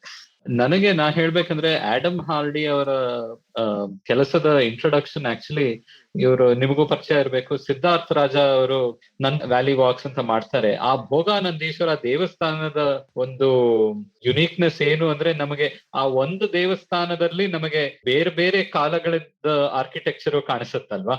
So ಒಂದು ಗಂಗರ ಕಾಲದಲ್ಲಿ ಒಂದು ಸ್ವಲ್ಪ pillars ಇರ್ಬೋದು. ಆ pillar ಮತ್ತೆ ಆ ceiling ಅದು ಹೇಗೆ ಅದು ಸೇರುತ್ತೆ, ಅಲ್ಲಿ ಯಾವ ತರ ರೂಪಣೆ ಇರುತ್ತೆ, ಏನ್ ತರ ಅದು ಹೆಸರು ಮರ್ತೋಗಿದ್ದೀನಿ, ಪ್ಲಿಂತ್ ಅಂತ ಬರುತ್ತೆ ಇಲ್ಲ ಬೇರೆ ಏನೋ ಪದ ನೀವು ಹೇಳ್ಬೇಕು. ಅಧಿಷ್ಠಾನ. ಅದು ಅದರ ರೂಪ ಹೇಗಿದೆ ಅಂತ ಜನ ಕಂಡುಹಿಡಿಬಹುದಲ್ವಾ. ಇದು ಗಂಗರ ಕಾಲದಲ್ಲಿ ಕಟ್ಟಿದಾರ, ಇದು ವಿಜಯನಗರದ ಕಾಲದಲ್ಲಿ ಕಟ್ಟಿದಾರ, ಇಲ್ಲ ಹೊಯ್ಸಳ ಕಾಲನ. ಸೊ ಆ ತರ ಅದು ಹೇಗ್ ಇವಾಲ್ವ್ ಆಗಿದೆ ಅಂತ ನನಗೆ ಮೊದಲು ಹಾರ್ಡಿ ಅವರ ಕೆಲಸ ನಾನ್ ನೋಡಿದ್ದು ಅಲ್ಲಿಂದ. ಸೊ ಈ ಶಿಲ್ಪಶಾಸ್ತ್ರ, ಈ ಆರ್ಕಿಟೆಕ್ಚರ್ ಸ್ಟಡಿ ಮಾಡೋದ್ರಿಂದ ನಮಗೆ ಹಿಸ್ಟ್ರಿ ಮೇಲೂ ಇನ್ನೂ ವಿ ಕ್ಯಾನ್ ಲರ್ನ್ ಮೋರ್ ಅಲ್ವಾ. ಯಾವುದೇ ಒಂದು ಹಳೆ ಕಾಲದ ಎಕ್ಸ್ಕವೇಷನ್ ಏನಾದ್ರು ಆದ್ರೆ ಇದನ್ನ ಹೇಗೆ ನಾವು ಡೇಟ್ ಮಾಡಬಹುದು, ಏನು ಕೆತ್ತನೆ, ಏನು ಬರಹಣೆ, ಏನು ಇನ್ಸ್ಕ್ರಿಪ್ಷನ್ ಸಿಕ್ಕಿಲ್ಲ ಅಂದ್ರೆ ಜಸ್ಟ್ ಆರ್ಕಿಟೆಕ್ಚರ್ ಸ್ಟೈಲ್ ಇಂದಾನೇ ನಾವೀಗ ಹೇಳ್ಬಹುದಲ್ವಾ ಎಷ್ಟು ಹಳೇದಿರ್ಬೋದು ಇದು ಅಂತ. ನಮ್ಮಲ್ಲಿ ಒಂದು ಆರ್ಕಿಟೆಕ್ಚರಲ್ ಹಿಸ್ಟ್ರಿ ಅಂತ ಇದೆ. ಇವಾಗ ನೀವು ಪುಸ್ತಕದಲ್ಲಿ ರಾಜರ ಬಗ್ಗೆ, ಮಹಾರಾಜರ ಬಗ್ಗೆ ಈ ತರ ಎಲ್ಲ ಓದ್ಕೊಂಡು ಹೋಗ್ಬೋದು. ನಾನು ನಗರದ ಬಗ್ಗೆ ಓದ್ಬೇಕಾದ್ರೆ ನಾ ಬಿಲ್ಡಿಂಗ್ ನೋಡ್ತೀನಿ. ನೀವು ನಿಜ ಬಿಲ್ಡಿಂಗ್ ಇಂದ ಯಾವ ಪೀರಿಯಡ್ ಅಂತ ಗೊತ್ತಾಗುತ್ತೆ, ಅವಾಗ ಏನ್ ಕಟ್ತಿದ್ರು ಅಂತಾನು ಗೊತ್ತಾಗುತ್ತೆ. ಅದೊಂದೇ ಅಲ್ಲ, ಇವಾಗ ನಾವು ಒಂದು ಹೊಸ ದೇವಸ್ಥಾನ ಕಟ್ತಾ ಇದೀವಿ ಕೋಲಾರದಲ್ಲಿ. That is a collaboration between myself and professor Adam hardy. ಅವರು ಡಿಸೈನ್ ಕೊಟ್ಟಿದ್ದಾರೆ. ಅವರು ಕೊಟ್ಟಿರೋದು ಇಮಿಟೇಷನ್ ಅಲ್ಲ. ಈ ಎಲ್ಲಾ ಕಂಡೀಷನ್ಸ್ ಏನಿದೆ, ನಮ್ಮ ಅಲ್ಲಿ ಕರ್ತೃ ಯಾರಿದ್ದಾರೆ, ಅವರ ಇಂಟೆನ್ಷನ್ಸ್ ಏನಿದೆ, ಅದನ್ನೆಲ್ಲ ಸೇರಿಸ್ಕೊಂಡು ಬಂದಿರೋ ಒಂದು ಡಿಸೈನ್ ಅದು. ಮತ್ತೆ ನಾವು ಎಷ್ಟು ಆಗಮಶಾಸ್ತ್ರ ಪಂಡಿತರ ಜೊತೆ ಚರ್ಚೆ ಮಾಡಿದೀವಿ, ಅಲ್ಲಿಂದ ಎಷ್ಟು ಇನ್ಫಾರ್ಮೇಶನ್ ಬಂದಿದೆ, ಆಯಾದಿ ಅನ್ನೋ ಒಂದು ಮೆಜರ್ಮೆಂಟ್ ಡಿರೈವೇಶನ್ ಹೇಗ್ ಬರುತ್ತೆ, ಈ ತರದನ್ನೆಲ್ಲ ನಾವು ಆ ಪ್ರಾಸೆಸ್ ಅಲ್ಲೂ ಕಲ್ತ್ಕೊಂಡಿದ್ವಿ. ಸೊ ಕಲಿಯೋದು ಯಾವಾಗಲೂ ನೀವು ಸ್ಟಾಪ್ ಮಾಡೋದಿಲ್ಲ. ಮತ್ತೆ ಈ ಶಾಸ್ತ್ರಗಳನ್ನ ನೀವು ಓದಿಲ್ಲ ಮತ್ತೆ ತಿಳ್ಕೊಂಡಿಲ್ಲ ಅಂದ್ರೆ, ಇವಾಗ ಶಾಸ್ತ್ರಗಳು ಇಲ್ಲ ಅಂತ ಹೇಳ್ಕೊಳ್ಳಿ, ಹೊಯ್ಸಳ ದೇವಸ್ಥಾನ ಹೇಗ್ ಕಟ್ಟಿದ್ರು ಅಂತ ನಮ್ಗೆ ಯಾವ್ದು ರಿಟರ್ನ್ ಡೇಟಾ ಸಿಗೋದಿಲ್ಲ. What do you do then? You go to the structure and you do a reverse study. Instead of studying and then building, you study the building and then come back to the text. Madam, ನೀವ್ ಇವಾಗ ಮಾಡ್ತಿರೋ ಕೆಲಸ 2-3 project ತುಂಬಾನೇ interesting ಆಗಿದೆ. ಅದ್ರ ಬಗ್ಗೆ ಇನ್ನಷ್ಟು ಮಾತಾಡೋಣ. ಇನ್ನೊಂದು ಬ್ರೇಕ್ ಹೋಗೋ ಮುಂಚೆ ನಿಮ್ಗೆ ಬೆಂಗಳೂರಲ್ಲಿ ತುಂಬಾ ಇಂಟ್ರೆಸ್ಟಿಂಗ್ ಅಂತ ಅನ್ಸೋ 2 ಕಟ್ಟಡಗಳು ಯಾವ್ದು? ಹೋಗಿ ಮತ್ತೆ ಮತ್ತೆ ನೋಡ್ಬೇಕಪ್ಪ ಅನ್ಸೋದು ನಿಮ್ ಫೀಲ್ಡ್ ಅಲ್ಲಿ ಇರುವಂತದ್ದು. ಕ್ವೆಶ್ಚನ್ ಅದು. ನಂಗೆ ಎಷ್ಟೋ ಬಿಲ್ಡಿಂಗ್ಸ್ ತುಂಬಾ ಇಷ್ಟ, ಆದ್ರೆ ನೋಡ್ಲೇಬೇಕು ಅಂತ ಅನ್ಸೋದು ಬೇಗೂರು ದೇವಸ್ಥಾನದ ಕಾಂಪ್ಲೆಕ್ಸ್ ಒಂದಿದೆ. ಅದು ನನ್ಗೆ ಬಹಳ ಹಿಡ್ಸತ್ತೆ. ಸೊ ಅದನ್ನ ವಾಪಸ್ ಹೋಗಿ ಮತ್ತೆ ಮತ್ತೆ ನೋಡ್ಬೇಕು ಅನ್ಸೋದು ಅದು. ಅಲ್ಲೇ ಶಾಸನನೂ ಸಿಕ್ಕಿರೋದು, ಹಳೆ ತುಂಬಾ ಹಳೆಯ ಬೆಂಗಳೂರು ಶಾಸನ, ಬೆಂಗಳೂರು ಶಾಸನ ಸಿಗೋದು. ಹೌದು. ಸೊ ಅದು ಒಂದು ಪ್ರದೇಶ ನೋಡ್ಲೇಬೇಕು ಅನ್ಸೋದು ಬೆಂಗಳೂರಲ್ಲಿ ಅದು. ಮತ್ತೆ ಹಲಸೂರಲ್ಲಿ ಸೋಮೇಶ್ವರ ದೇವಸ್ಥಾನ ಇದೆ ಒಂದು, ಆ ದೇವಸ್ಥಾನ. ಕೆಲವು ಯುನೀಕ್ ಫೀಚರ್ಸ್ ಕೆಲವು ದೇವಸ್ಥಾನಗಳಿದೆ. ಮುತ್ಯಾಲಪೇಟೆ ರಂಗನಾಥ ಸ್ವಾಮಿ ದೇವಸ್ಥಾನ ಇದೆ. ಹಾಗೆ ನಮ್ಮ ಕೋಟೆ ವೆಂಕಟರಮಣ, ನಾನು ಮುಂಚೆನೆ ಹೇಳಿದೆ, ಆ ದೇವಸ್ಥಾನ. ಅದರಲ್ಲಿ ಒಂದು ಯುನೀಕ್ ಪಿಲ್ಲರ್ ಟೈಪಾಲಜಿ ಇದೆ. ಅದು ಚಿಕ್ಕದೇವರಾಜ ಒಡೆಯರ್ ಟೈಮ್ ಅಲ್ಲಿ ಬಂದಿದೆ. ಅದನ್ನ ಐಡೆಂಟಿಫೈ ಮಾಡ್ಬೇಕಾದ್ರೆ ಅಲ್ಲಿಗೆ ಹೋಗ್ಬೇಕು. ಮತ್ತೆ ಪವನ್ ಹೇಳಿದ್ರು ಅಧಿಷ್ಠಾನದಲ್ಲಿ ಡಿಫ್ರೆನ್ಸ್ ಕಾಣಿಸುತ್ತೆ ಅಂತ. ನಿಮ್ಗೆ 2 ಟೈಪ್ ಆಫ್ ಅಧಿಷ್ಠಾನ ಸಿಗತ್ತೆ ಕೋಟೆ ವೆಂಕಟರಮಣ ಅಲ್ಲಿ ಹೋಗಿ ನೋಡಿದ್ರೆ. ಸೊ ಆ ತರದೆಲ್ಲ ಬಹಳ ಇಂಟ್ರೆಸ್ಟಿಂಗ್ ನೋಡೋದಕ್ಕೆ. ಬೇಗೂರು ಹೋಗ್ಬೇಕು ಅಂದ್ರೆ ಇವಾಗ ಮೇಡಮ್ ಸಿಲ್ಕ್ ಬೋರ್ಡ್ ದಾಟ್ ಹೋಗ್ಬೇಕು. ಸೊ ಅದೇ ಒಂದು ಇವಾಗ ಇಲ್ಲ, ನೀವು ಬೈಪಾಸ್ ಮಾಡ್ಬಿಡ್ಬೋದು ಸೂರ್ಯ. ಬನ್ನೇರ್ಘಟ್ಟ ಬನ್ನೇರ್ಘಟ್ಟ ರೋಡ್ bypass ಮೂಲಕ ಮಾಡ್ಬೋದು. ಮಡಿವಾಳ ಕೆರೆ ಹಿಂದೆಯಿಂದ ಹೋಗಿ. ಹಾ. ನೀವು ಹಾಕುವಂತ ಕೆರೆಗಳನ್ನೇ ನೋಡ್ಬೇಕು ನೀವು. ಕೆರೆಗಳದ್ದೇ ಒಂದು ದೊಡ್ಡ ಹಿಸ್ಟ್ರಿ ಇದೆ. ಹೌದು. ಕೆರೆ ಬಂದ್ರೆ ಊರ್ ಬರೋದು. ಅದರಿಂದ ಕೆರೆಗಳನ್ನ ಜಾಸ್ತಿ ಸ್ಟಡಿ ಮಾಡ್ಬೇಕು ನಾವು. ಅಂಡ್ ಕೆರೆಗಳು ಕೆಲವು ಸತಿ ದೇವಸ್ಥಾನಗಳಿಗೆ ಬೇಕಾದಂತಹ ಸಾಮಗ್ರಿನ ಒದಗಿಸೋದಕ್ಕೋಸ್ಕರ ಕೆರೆಗಳನ್ನ ಕಟ್ಟಿ ಅದ್ರ ಕಲ್ಯಾಣಿ ಅಂತ ಮಾರ್ಪಾಡಾಗಿ ಅವೆಲ್ಲ ಅದನ್ನು ಕೆಲವು ಕಡೆ ನೋಡ್ತೀವಲ್ಲ ಮೇಡಮ್. ಕಲ್ಯಾಣಿ ಒಂದು ಡಿಫೈನ್ಡ್ ಬೌಂಡ್ರಿ ಬರುತ್ತೆ. ಹ್ಮ್ ಹ್ಮ್ ಅದು it is for sacred purpose only. ಒಂದು ಬಾವಿನೂ ಇರುತ್ತೆ, ಅದು it is for drinking purpose. Hmm ಈ ಕೆರೆ ಅನ್ನೋದು ಯಾವಾಗ್ಲೂ ನಿಮ್ಗೆ agricultural purpose. Hmm because you have to grow food. Hmm hmm food ಇಲ್ಲ, ವಾಟರ್ ಇಲ್ಲ ಅಂದ್ರೆ ಅಲ್ಲಿ ಜನ ಇರೋಕ್ಕಾಗಲ್ಲ. ಹ್ಮ್ ಅಲ್ಲಿ ಜನ ಬಂದ್ಮೇಲೆ ಜನಕ್ ಬೇಕಾದ ದೇವ್ರು ಬರ್ತಾರೆ. ಅದಕ್ ಮುಂಚೆ ನೀವು ಹೋದ್ರೆ, ಈ ಪರ್ಸಾನಿಫಿಕೇಶನ್ ಮುಂಚೆ ನೀವು ಹೋದ್ರೆ, ಮರಗಳೇ ದೇವ್ರು, ಬೆಟ್ಟ ಗುಡ್ಡಗಳೇ ದೇವ್ರು, ಹೌದು. ನದಿಗಳೇ ದೇವ್ರು. ನಿಮ್ಗೆ ಋಗ್ವೇದದಲ್ಲಿ ಬರೋದ ಅದೇನೆ. ಸರಸ್ವತಿ ಅಂತ ಏನ್ ವರ್ಷಿಪ್ ಬರುತ್ತೆ, that is worship of a river. Right. ಅಲ್ಲಿ ಗಾಡೆಸ್ ನೀವು ನೋಡಿದ್ರೆ, ದೇವಿ ಅಂತ ನೋಡಿದ್ರೆ ಅರಣ್ಯ, she is a goddess of the forest. So ಆ ತರ ಬರ್ತಾ ಹೋಗುತ್ತೆ. Those are concepts. ಪರ್ಸಾನಿಫಿಕೇಶನ್ ಬಂದಾಗ ಬೇರೆ ತರ ಇರುತ್ತೆ. ಮೇಡಮ್, ಇದನ್ನ ಒಂದು ಒಳ್ಳೆ ರೋಚಕ ಹಂತದಲ್ಲಿದ್ದೀವಿ. ಇದನ್ನ ಮುಂದೆ ಹೀಗೆ ನಡ್ಸ್ಕೊಂಡು ಹೋಗೋಣ ಒಂದು ಸಣ್ಣ ವಿರಾಮದ ನಂತರ. Hey everybody, it's been a great week on the IVM Podcast Network. On Advertising is Dead, Varun talks to Paul Ravindranath G, Program Manager, Developer Relations and Head of Google Accelerator for India. They discuss the startup ecosystem and how Google is enabling innovation through this program. On Shunya One, Sheila Datti and myself talk to Abel Joseph, founder and CEO of ISLE. We discuss how ISLE is a truly Indian dating app. It's not so much as a dating app, it's a matching app. It's a really interesting conversation. You should definitely check that out. On Postcards from Nowhere, Utsav uncovers the hidden injustice in India's languages and how it shapes the way we travel and interact with people. On the Life Manifesto, Zarina debunks leadership myths that are popular amongst people. And on Khel Niti, Rajiv Mishra, Nikhil Chopra and Ayaz Memon discuss Australia winning the T20 World Cup. Do follow us on social media. We're IVM Podcast on Twitter, Facebook, Instagram, and LinkedIn. And remember, if you're enjoying this show or any of our other shows for that matter, please do tell a friend. Also, do check out our various YouTube channels. You can catch them on IVM Podcast/YouTube. And finally, we'd like to thank our sponsors on the network this week: Cred, Bank of Baroda, Quota, CoinSwitch, Kuber, Slay Coffee, Intel, and Oxfam India. Thank you so much for making this possible.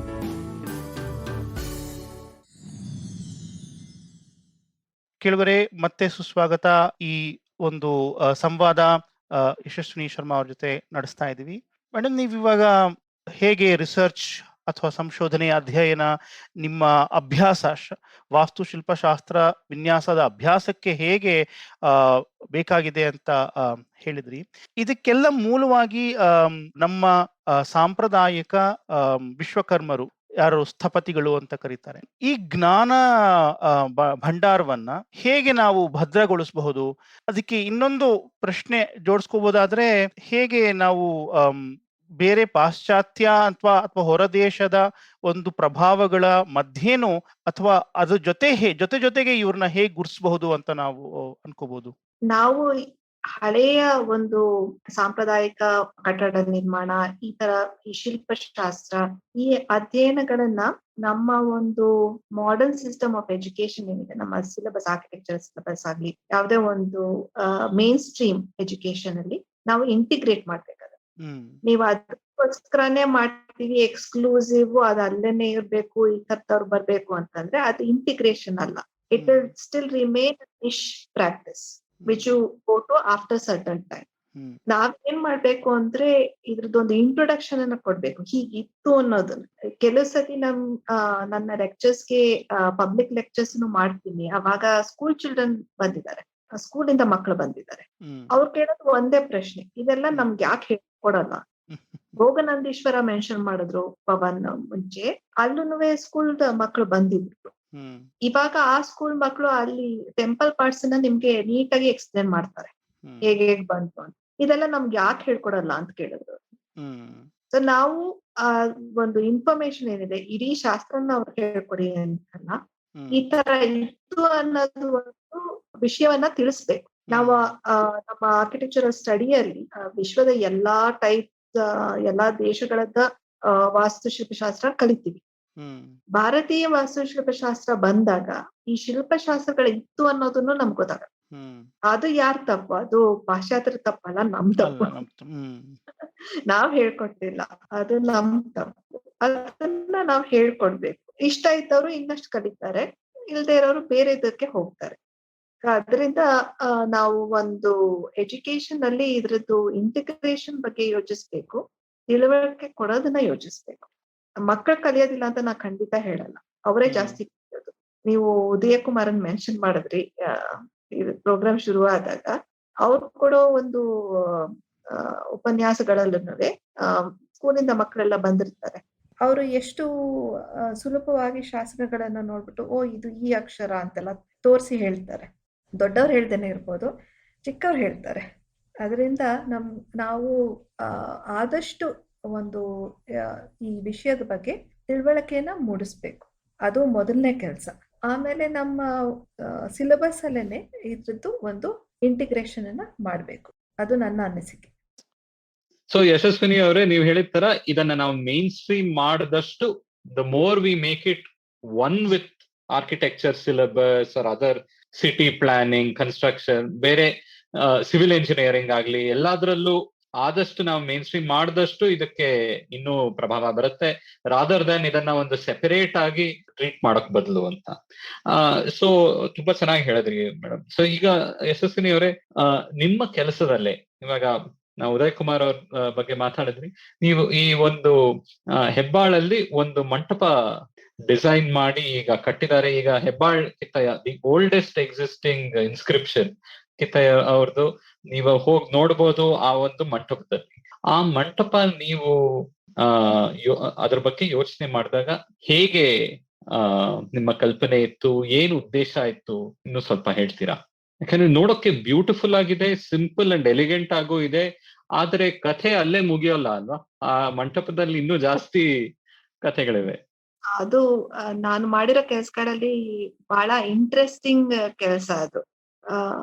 ಒಂದು ತರದ satisfaction ಕೊಡ್ತು. ಯಾಕಂದ್ರೆ ನಾವು ನಮ್ಮ ಸಿಟಿಗೋಸ್ಕರ ಮಾಡ್ತಿದ್ದಿದ್ದು ಅದನ್ನ, ನಮ್ಮ ಜನರಿಗೋಸ್ಕರ ಮಾಡ್ತಿದ್ದಿದ್ದು, ಆ ನೇಬರ್ಹುಡ್ಗೋಸ್ಕರ ಮಾಡ್ತಾ ಇದ್ದಿದ್ದು.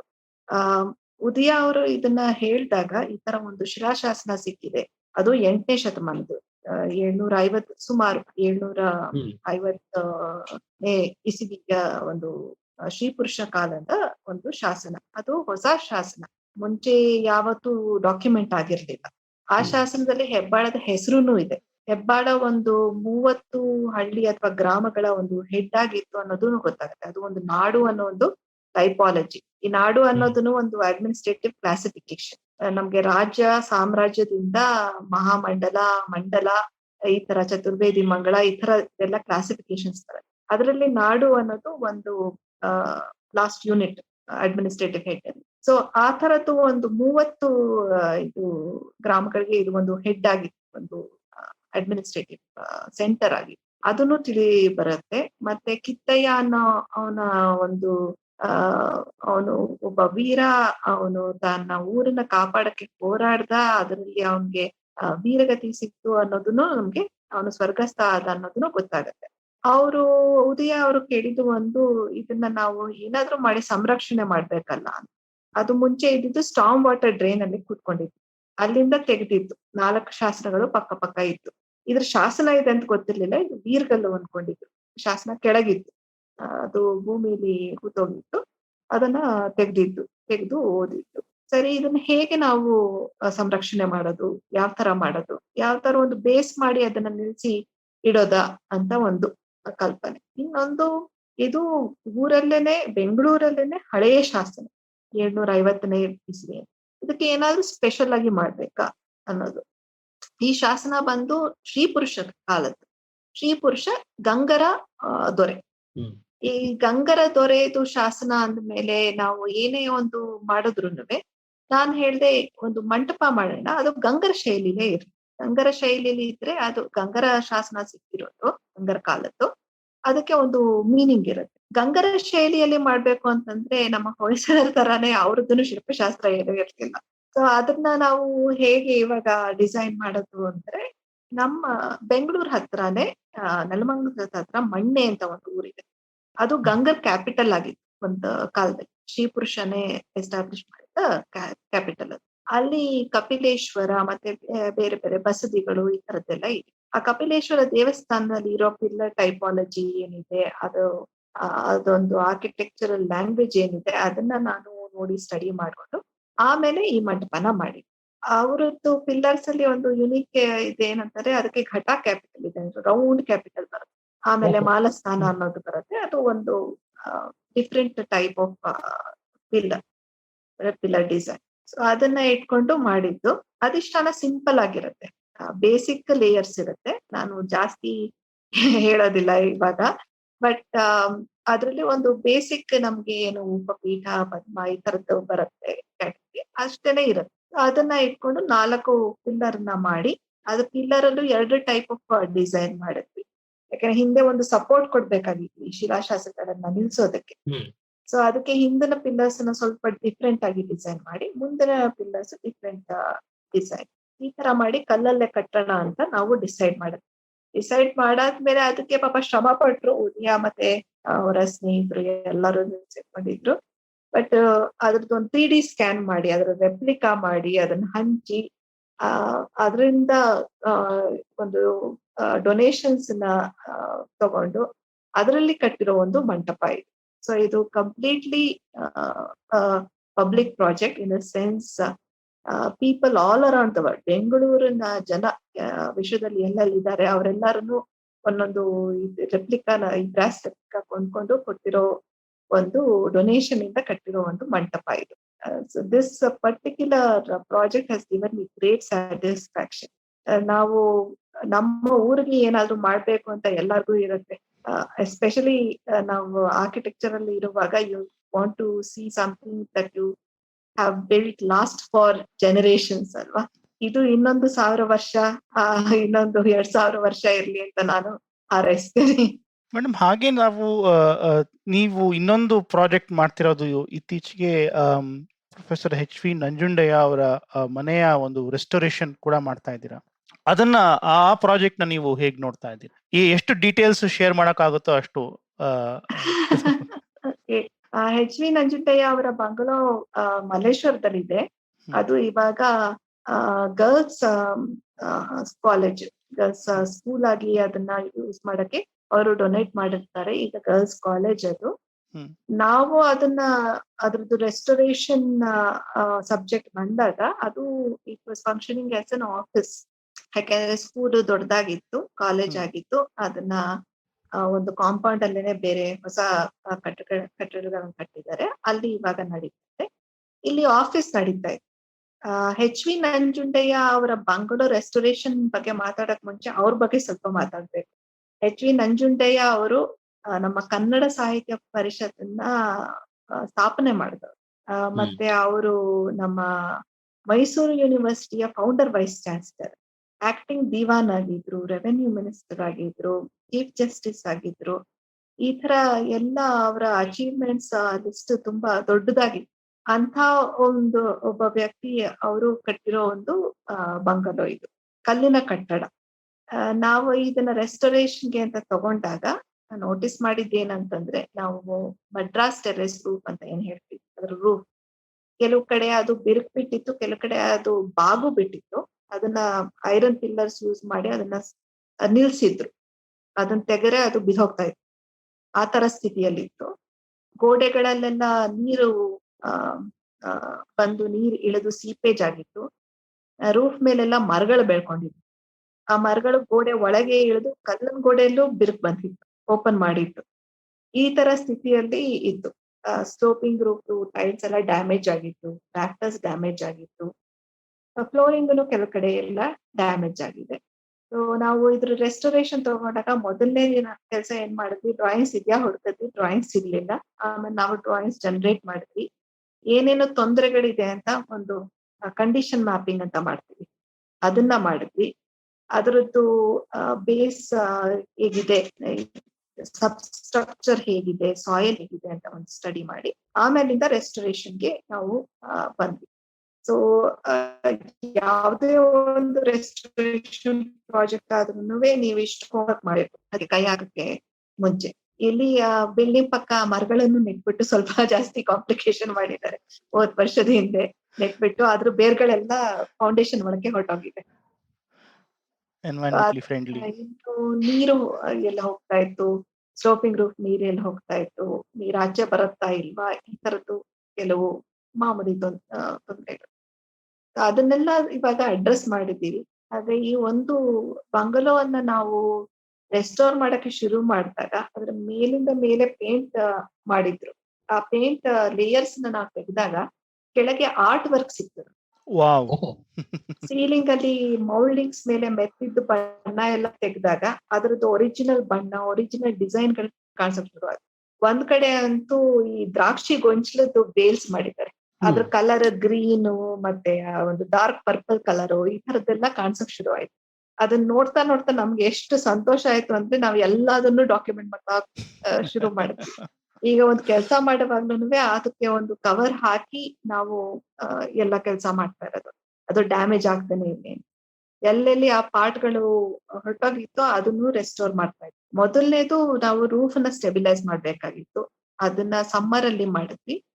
ನಾವು ರೈನಿ ಸೀಸನ್ ಅಲ್ಲಿ ಓಪನ್ ಮಾಡೋದಿಲ್ಲ ರೂಫ್ ಅನ್ನ ಯೂಶಲಿ. ಹಾಗೂನು ನಮ್ ಬೆಂಗಳೂರಲ್ಲಿ ಯಾವಾಗ ಮಳೆ ಬರುತ್ತೆ ಅಂತ ಹೇಳಕ್ ಆಗೋದಿಲ್ಲ. ಅದಕ್ಕೆ ಟಾರ್ಪಲಿನ್ ಯಾವಾಗ್ಲೂ ರೆಡಿ ಇರುತ್ತೆ ಕವರ್ ಮಾಡೋದಕ್ಕೆ ಅಕಸ್ಮಾತ್ ಮಳೆ ಬಂದ್ರೆ. ಈ ಒಂದು ಮಡ್ರಾಸ್ ಟೆರೇಸ್ ಎಲ್ಲೆಲ್ಲಿ ಹೋಗಿತ್ತು, ಯಾವ ಪೋರ್ಷನ್ ಡ್ಯಾಮೇಜ್ ಆಗಿತ್ತು ಅದನ್ನ ಪೂರ್ತಿ ರೀಕಾಸ್ಟ್ ಮಾಡಿದ್ವಿ. ಮುಂಚೆ ಇಲ್ಲಿ ಪಕ್ಕ ತೇಗದ ಮರನೇ ಯೂಸ್ ಮಾಡಿದ್ವಿ, ಎಲ್ಲಾ ಕಡೆ ಟೀಕ್ ವುಡ್ ಯೂಸ್ ಮಾಡಿದ್ರು. ನಾವು ಸ್ಟ್ರಕ್ಚರಲ್ ವುಡ್ ಗೆ ಹತ್ತಿ ಮರ ಯೂಸ್ ಮಾಡಿದ್ದೀವಿ. ಯಾಕಂದ್ರೆ ಅದು ನೀರನ್ನ ಚೆನ್ನಾಗಿ ಅದು ಹಿಡಿಯತ್ತೆ, ಚೆನ್ನಾಗಿ ರೆಸ್ಪಾಂಡ್ ಆಗುತ್ತೆ. ಮತ್ತೆ ಎಲ್ಲಾ ಕಡೆ ತೇಗ ಯೂಸ್ ಮಾಡೋ ಅಷ್ಟು ದುಡ್ಡನ್ನ ನಾವು ಸ್ಪೆಂಡ್ ಮಾಡಕ್ ಆಗಲ್ಲ. ಆಲ್ರೆಡಿ ಈ ರೆಸ್ಟೋರೇಷನ್ 2 ಕೋಟಿ ಆಗಿದೆ. ಇನ್ನಷ್ಟು ನಾವು ಗವರ್ಮೆಂಟ್ಗೆ ಬರ್ಡನ್ ಮಾಡಿ ಪಬ್ಲಿಕ್ ಮನಿ ಬೇರೆ ಅದು ಮಾಡಕ್ ಆಗೋದಿಲ್ಲ. ಸೊ ಸ್ಟ್ರಕ್ಚರಲ್ ಮಾತ್ರ ಹತ್ತಿ ಯೂಸ್ ಮಾಡಿದೀವಿ. ಉಳಿದ ಕಡೆ ಡೋರ್ಸ್ ವಿಂಡೋಸ್ ಅದಕ್ಕೆ ತೇಗನೇ ತರಿಸ್ತಾ ಇರೋದು. ಅಲ್ಲಿ ಒಂದೊಂದು ನಾನು ಇವಾಗ ಹೇಳ್ದೆ ನಿಮ್ಗೆ, ಒಂದೊಂದು ಪಾರ್ಟ್ನು ರಿಸರ್ಚ್ ಮಾಡ್ಬೇಕಾಗತ್ತೆ ಅಂತ. ಲೈಮ್ ವಾಟರ್ ಟೆಸ್ಟಿಂಗ್ ಮಾಡಿದ್ವಿ. ಸುಮಾರು ಅದೇ ಟೈಪ್ ಲೈಮ್ ವಾಟರ್ ಪ್ರಿಪೇರ್ ಮಾಡಿದ್ದೀವಿ. ಮತ್ತೆ ಅದ್ರ ಜೊತೆ ಗ್ಲಾಸ್ ಅಲ್ಲಿ ಕೆಲವು ವಿಕ್ಟೋರಿಯನ್ ಪ್ಯಾಟರ್ನ್ ಗ್ಲಾಸ್ ಅಂತ ಕರೀತೀವಿ, ಯಾವ್ದು ಎಚ್ ಗ್ಲಾಸ್ ಅಂತ ಕರೀತೀವಿ. ಮುಂಚೆ ಅದನ್ನ ಆಸಿಡ್ ಹಾಕಿ ಡಿಸೈನ್ ಮಾಡ್ತಾ ಇದ್ರು. ಈಗ ಸ್ಯಾಂಡ್ ಬ್ಲಾಸ್ಟಿಂಗ್ ಮಾಡಿ ಅದ್ರದ್ದು ಡಿಸೈನ್ ಮಾಡಿ ಬಾಂಬೆಯಿಂದ ಕಳ್ಸಿದ್ದಾರೆ. ಇನ್ನೂ ಅದನ್ನ ಹಾಕಿಲ್ಲ, ಅದ್ ಕೊನೆಗೆ ಹಾಕ್ತೀವಿ ನಾವು. ಬಣ್ಣ ಎಲ್ಲ ತೆಗೆದು ಅದ್ರ ಕೆಳಗೆ ಯಾವ್ಯಾವ ಬಣ್ಣ ಇದೆ ಅದೇ ಟೈಪ್ ನಾವು ಪೇಂಟ್ ನ ಯೂಸ್ ಮಾಡೋದು. ಈಗ almost all structural repairs done. ಗೋಡೆಗಳಲ್ಲಿ ಏನೇನ್ ಕ್ರ್ಯಾಕ್ ಇತ್ತು ಅದನ್ನೆಲ್ಲ ಸ್ಟಿಚ್ ಮಾಡಿದೀವಿ. ಬಟ್ಟೆನ ನೀವು ಹೇಗೆ ಹೊಲಿತೀರಾ ಹಾಗೆ ನಾವು ಗೋಡೆನ ಹೊಲಿತೀವಿ. ಆ ಕೆಲ್ಸಾನು ಆಯ್ತು. ಮತ್ತೆ ಮರಗಳು ಎಲ್ಲೆಲ್ಲಿ ಬೆಳೆದಿದ್ವು ಆ ಪೋರ್ಷನ್ ಓಪನ್ ಮಾಡಿ ಇಡೀ ಬೇರ್ ಸಮೇತ ಪುಲ್ ಔಟ್ ಮಾಡ್ಬೇಕಾಗುತ್ತೆ. ಕೆಲವು ಸತಿ ನಾವು ಮೇಲಿಂದನೇ ಸೊಲ್ಯೂಷನ್ಸ್ ಹಾಕಿದ್ರೆ, ನ್ಯಾಚುರಲ್ ಸೊಲ್ಯೂಷನ್ಸ್ ಇದೆ, ಕೆಮಿಕಲ್ ಸೊಲ್ಯೂಷನ್ಸ್. ಫಸ್ಟ್ ನಾವು ಯೂಶಲಿ ನ್ಯಾಚುರಲ್ ಸೊಲ್ಯೂಷನ್ಸ್ ನಾವು ಟ್ರೈ ಮಾಡೋದು. ಅದನ್ನ ಮಾಡಿದಾಗ ಡ್ರೈ ಆಗ್ತಾ ಇರ್ಲಿಲ್ಲ, ಅಂದ್ರೆ ಅಷ್ಟು ಡೀಪ್ ಆಗಿ ಬೇರ್ ಹೊರಟೋಗಿ ಮತ್ತೆ ಕೆಲವು ಕಡೆ ಸ್ಪ್ರೆಡ್ ಆಗೋಗಿ. ಸೊ ಅದರಿಂದ ನಾವು ಕೆಮಿಕಲ್ ಹಾಕಿದ್ರುನುವೆ ನಾವು ಗ್ಲೈಫೋಸೇಟ್ ಇದನ್ನೆಲ್ಲ ಯೂಸ್ ಮಾಡೋದಿಲ್ಲ, because it causes cancer. So I don't usually recommend using it, and none of my sites they use it. So ನಾವು ಏನ್ ಮಾಡಿದ್ವಿ, ಓಪನ್ ಮಾಡಿ ಗೋಡೆನ, ಆ ಬೇರನ್ನ ಹಾಗೇನೆ ಅಲ್ಲಲ್ಲೇನೆ ನ್ಯಾಚುರಲ್ ಸೊಲ್ಯೂಷನ್ಸ್ ಹಾಕಿ ಮತ್ತೆ ಮತ್ತೆ ಅದನ್ನ ಒಣಗಿಸಿ ಅದನ್ನ ಎಳಿಬೇಕಾಯ್ತು. ಕೆಲವಂತೂನುವೆ 15 ಅಡಿ ಬೇರೆ ಹರ ಇತ್ತು, ಪೈಪಲ್ಲೆಲ್ಲ ಹೊರಟೋಗಿ. ಸೊ ಅದನ್ನೆಲ್ಲ ತೆಗಿಬೇಕಾಯ್ತು. ಸುಮಾರು ಮರಗಳು ಬೆಳ್ಕೊಂಡಿದ್ವು ಎಲ್ಲಾ ಕಡೆ. ಸೊ ಅದೆಲ್ಲ ತೆಗೆದು ಮತ್ತೆ ನಾವು ಏನಾದ್ರು ಕಲ್ಲನ್ನ ತೆಗ್ದಿದ್ರೆ ಒಂದ್ ಕಡೆಯಿಂದ ಅದನ್ನ ನಂಬರ್ ಮಾಡಿರ್ತೀವಿ. ಯಾವ ಕೋರ್ಸ್ ಇಂದ ನಾವು ತೆಗೆದಿದ್ವಿ ಅದೇ ಜಾಗಕ್ಕೆ ಆ ಕಲ್ಲು ಹೋಗ್ಬೇಕು. ಅದನ್ನ ಮುಂಚೆನೆ ನೀವು ಮ್ಯಾಪ್ ಔಟ್ ಮಾಡ್ಕೋಬೇಕಾಗತ್ತೆ. ಅದೆಲ್ಲ ಮಾಡಾಯ್ತು. ಮತ್ತೆ ಇದ್ರದ್ದೊಂದು ಅಡಾಪ್ಟಿವ್ ರಿಯೂಸ್ ಪ್ರಾಸೆಸ್ ಇದೆ, ಸೆಕೆಂಡ್ ಫೇಸ್. ಅದರಲ್ಲಿ ಅಲ್ಲಿ ಮಲ್ಲೇಶ್ವರದಲ್ಲಿ MLA ಆಗಿರೋರು ಇವರು ಡಾಕ್ಟರ್ ಅಶ್ವಥ್ ನಾರಾಯಣ್. ಅವ್ರದ್ದು ಒಂದು ವಿಷನ್ ಇದೆ, ಒಂದು ಮಲ್ಲೇಶ್ವರಕ್ಕೆ ಒಂದು ಎಕ್ಸ್ಕ್ಲೂಸಿವ್ ಮ್ಯೂಸಿಯಂ ಬರ್ಬೇಕು. ಮಲ್ಲೇಶ್ವರದ ಹಿಸ್ಟ್ರಿ ಬಗ್ಗೆ ನಾನು ಅವ್ರ ಹತ್ರ ಒಂದು ಸತಿ ಚರ್ಚೆ ಮಾಡಿದ್ದೆ. ಅದನ್ನ ಅವರು ಮನಸ್ಸಲ್ಲಿ ಇಟ್ಕೊಂಡಿದ್ರು. ಅದಕ್ಕೆ ನನ್ಗೆ ಅನ್ಬಯಾಸ್ಡ್ ಹಿಸ್ಟ್ರಿ ಬೇಕು ಅಂತ ಹೇಳಿದ್ರು. That is very rare to get such a request. And ನಾವು ಕೆಲವು ಯೂಸಸ್ ಅನ್ನೆಲ್ಲ ಮ್ಯಾಪ್ ಮಾಡ್ಕೊಂಡಿದ್ದೀವಿ, ಅದು ಬರುತ್ತೆ ನೆಕ್ಸ್ಟ್. ಅದು ಸ್ಕೂಲ್ ಒಳಗೆ ಇರೋ ಬಂಗಲೋ, ಆದ್ರಿಂದ ಮಕ್ಳಿಗೂ ಅದು ಹೆಲ್ಪ್ ಆಗ್ಬೇಕು. ಆ ತರದ್ದು ಕೆಲವು ಫೆಸಿಲಿಟೀಸ್ ಅನ್ನ ನಾವು ಪ್ರೊವೈಡ್ ಮಾಡ್ತೀವಿ. ಅದಕ್ಕೆ ತಕ್ಕಂತೆ ನಾವು ಈ ರೂಫಿಂಗ್ ಸಿಸ್ಟಮ್ಸ್ ಎಲ್ಲ ಅದನ್ನು ನೋಡ್ಬೇಕು.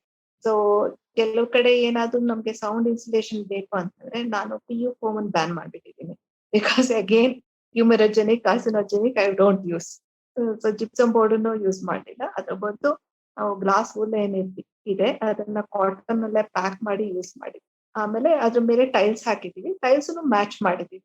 ಸೊ ಒಂದೊಂದು ಪಾರ್ಟ್ ಅನ್ನ ನಾವು ರೆಸ್ಟೋರ್ ಮಾಡೋವಾಗ್ಲೂ ಅದ್ರದ್ದೊಂದು ಮೆಥಡ್ ಇರುತ್ತೆ, ಅದನ್ನ ಫಾಲೋ ಮಾಡ್ಕೊಂಡು ಹೋಗ್ಬೇಕು.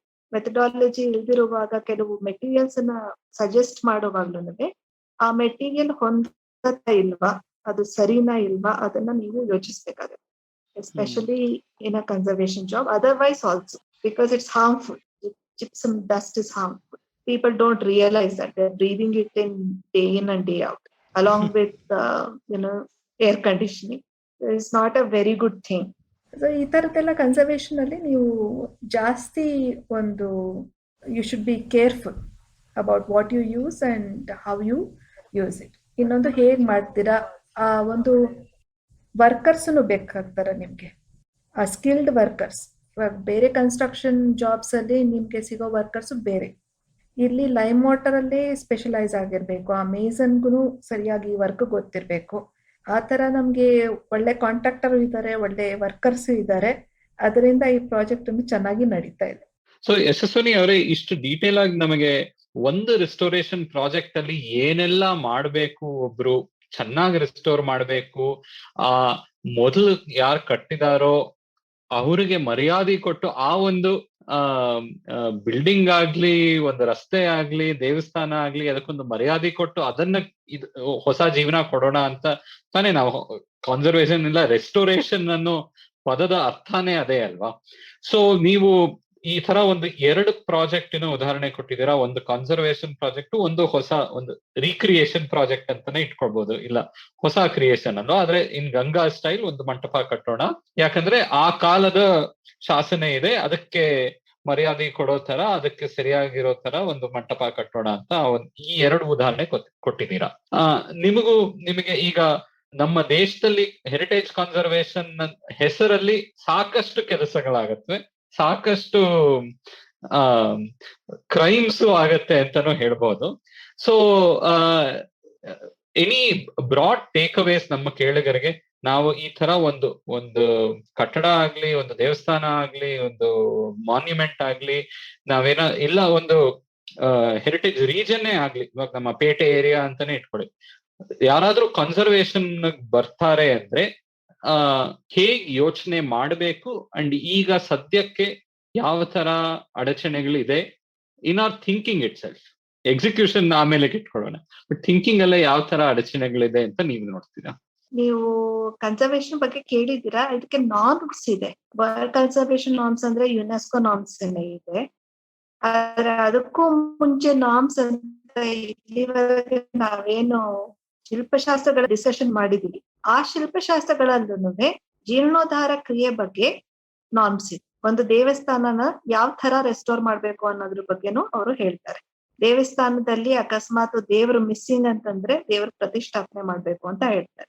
ದೇವಸ್ಥಾನದ್ದು ಡ್ಯಾಮೇಜ್ ಕ್ಯಾಟಗರಿ ಮಾಡ್ತಾರೆ, ಇಷ್ಟೇ ಡ್ಯಾಮೇಜ್ ಆಗಿದ್ರೆ ಇದನ್ನ ಕಟ್ಕೊಂಡು ಹೋಗಿ ಮಂಟಪ ಆಡ್ ಮಾಡ್ಬೇಕಾದ್ರೆ ಅದ್ರದ್ದು ಬೇರೆ ಜೀರ್ಣೋದ್ಧಾರ ಕ್ರಿಯೆಗಳು ಬೇರೆ. ಬಟ್ ತೀರಾ ಒಂದು ಪಾಳು ಬಿದ್ದಿದೆ, ಬರೀ ಕಂಬಗಳಿದೆ, ಏನೋ ಇದೆ ಅಂತಾರೆ, ಆ ಕಂಬಗಳನ್ನ ತಗೊಂಡು ರೀಯೂಸ್ ಮಾಡಿ ಅಂತ ಹೇಳೋ ಅಷ್ಟೂ ಇದೆ ಅದರಲ್ಲಿ. ಅದರಿಂದ ನಾವು ಒಂದು ಇಂಟರ್ನ್ಯಾಷನಲ್ ಕನ್ಸರ್ವೇಷನ್ ನಾರ್ಮ್ಸ್ ನ ನೋಡೋದು, to which India is signatory. ಇನ್ನೊಂದು ನಮ್ಮ ಒಂದು ಶಿಲ್ಪಶಾಸ್ತ್ರಗಳಲ್ಲೇನೆ ಏನ್ ಕೊಡುತ್ತೆ. ಇವಾಗ ಕೆಲವು ಕಡೆ ಸ್ವಲ್ಪ ಕಾನ್ಫ್ಲಿಕ್ಟ್ ಆಗತ್ತೆ, ಯಾಕೆಂದ್ರೆ ಒಂದು ಊರಲ್ಲಿ ಒಂದು ದೇವಸ್ಥಾನ ಪಾಳು ಬಿದ್ದಿದೆ ಅಂದ್ರೆ ಅದ್ರ ದೇವ್ರ ಪ್ರತಿಷ್ಠಾಪನೆ ಮಾಡಿ ಅಂತ ಜನರು ಕೇಳ್ತಾರೆ. ಆದ್ರೆ ಅದೇನೇ ಒಂದು ವರ್ಲ್ಡ್ ಹೆರಿಟೇಜ್ ಅಂತ ಏನಾದ್ರು ಡಿಕ್ಲೇರ್ ಆಗೋಗಿದ್ರೆ ಅಥವಾ ASI ಪ್ರೊಟೆಕ್ಷನ್ ಕೆಳಗಿದ್ರೆ ಸ್ಥಾಪನೆ ಮಾಡೋ ಹಾಗಿಲ್ಲ ಅಂತ ಹೇಳ್ತಾರೆ. ಸೊ ನಾವು ನಮ್ಮ ಒಂದು ಇಂಡಿಯನ್ ಕಂಡೀಷನ್ಸ್ ನೋಡ್ಕೊಂಡು ಈ ಕನ್ಸರ್ವೇಷನ್ ನಾರ್ಮ್ಸ್ ಹೇಗೆ ಅಪ್ಲೈ ಆಗತ್ತೆ ಅನ್ನೋದನ್ನ ಒಂದ್ ಸ್ವಲ್ಪ ಮತ್ತೆ ಯೋಚಿಸ್ಬೇಕು. ಯಾಕೆ ಅಲ್ಲಿ ಊರಿನ ಜನನೇ ಒಂದು ಘೋಷಣೆ ಕೊಟ್ಟು, ಅವರ ಹಿರಿಯ ಘೋಷಣೆ ಕೊಟ್ಟು ಆ ದೇವಸ್ಥಾನ ಬಂದಿರ್ಬೋದು. ನಾವು ಅವರನ್ನ ಹೊರಗಿಟ್ಟು ಒಂದು ಕನ್ಸರ್ವೇಷನ್ ಮಾಡಕ್ಕಾಗಲ್ಲ. ಅದು ಒಂದು ಸ್ವಲ್ಪ ನಾವು ಜ್ಞಾಪಕ ಇಟ್ಕೋಬೇಕು ಅಂತ ನಂಗೆ ಅನ್ಸುತ್ತೆ. That is one conflict that I keep seeing at such protected monuments. So Yashaswini ಅವರೇ, ನಾವು ಇವತ್ತಿನ ಚರ್ಚೆ ಐ ಥಿಂಕ್ ನಾವು ಜಸ್ಟ್ ಶುರು ಮಾಡಿದೀವಿ ಅನ್ಸುತ್ತೆ. ತುಂಬಾ ಸತಿ ನಮ್ಮ ತಲೆಹರಟೆಯಲ್ಲಿ ನಾವು ಓಕೆ 1 ಗಂಟೆ ಕಾಲ ಮಾಡ್ತೀವಿ, ಒಂದು ಎಪಿಸೋಡ್ ರೆಕಾರ್ಡ್ ಮಾಡ್ತೀವಿ, but we feel like we just started asking the right question. ಈಗ ಇನ್ನು ಪ್ರಶ್ನೆಗಳು ಬರುತ್ತೆ ಅಂತ. ಸೊ ಬರ್ತಾ ಇರಿ, ನಿಮ್ಮನ್ನ ತಿರುಗಿ ಅಂತ ಖಂಡಿತವಾಗಿ ಕರಿತೀವಿ. ಇನ್ನು ಸಾಕಷ್ಟು ಮಾತಾಡ್ಬೋದು ಅನ್ಸುತ್ತೆ. ಸೊ ಇವತ್ತು ಬಂದಿದ್ದಕ್ಕೆ ತುಂಬಾನೇ ಧನ್ಯವಾದ. ಧನ್ಯವಾದಗಳು. Thank you madam. Thank you so much. ಇವತ್ತಿನ ಎಪಿಸೋಡ್ ಇಷ್ಟ ಆಯ್ತಾ? ಹೊಸ ಎಪಿಸೋಡ್ ಕೇಳೋದಿಕ್ಕೆ IVM ಪಾಡ್ಕಾಸ್ಟ್ ಆ್ಯಪ್ ಅಥವಾ ಇನ್ಯಾವುದಾದ್ರೂ ಪಾಡ್ಕಾಸ್ಟ್ ಆ್ಯಪ್ ಡೌನ್ಲೋಡ್ ಮಾಡಿ ತಲೆ ಹರಟೆ ಕನ್ನಡ ಪಾಡ್ಕಾಸ್ಟ್ಗೆ ಸಬ್ಸ್ಕ್ರೈಬ್ ಮಾಡಿ. ನಾವು ಫೇಸ್ಬುಕ್, ಟ್ವಿಟರ್, ಇನ್ಸ್ಟಾಗ್ರಾಮ್ ಎಲ್ಲಾ ಕಡೆ ಇದ್ದೀವಿ. ಫಾಲೋ ಮಾಡಿ @ಹರಟೆಪಾಡ್ HARATEPOD. ಇನ್ನೂ ಏನಾದರೂ ಹಂಚ್ಕೋಬೇಕಾಗಿದ್ರೆ ಇಮೇಲ್ ಕಳಿಸಿ haratepod@gmail.com. ನಮ್ಮ ಈ ಕನ್ನಡದ ಹೊಸ ಪಾಡ್ಕಾಸ್ಟ್ ಬಗ್ಗೆ ಎಲ್ಲರಿಗೂ ತಿಳಿಸಿ. ಅಣ್ಣ ತಮ್ಮ, ಅಕ್ಕ ತಂಗಿ, ಅಂಕಲ್ ಆಂಟಿ, ಮನೆಯಲ್ಲಿರೋ ಟಾಮಿ, ಊರಲ್ಲಿರೋ ಫ್ರೆಂಡ್ಸು ಎಲ್ಲರಿಗೂ ಹೇಳಿ. ಮುಂದಿನ ವಾರ ಮತ್ತೆ ಭೇಟಿಯಾಗೋಣ. ಧನ್ಯವಾದ.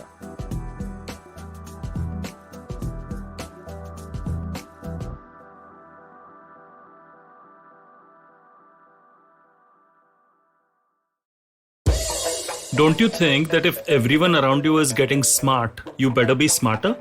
Hey there, I'm the traveling professor Siddharth Deshmukh, and I'm back with season 2 of my podcast to make you smarter. Smarter with Sid.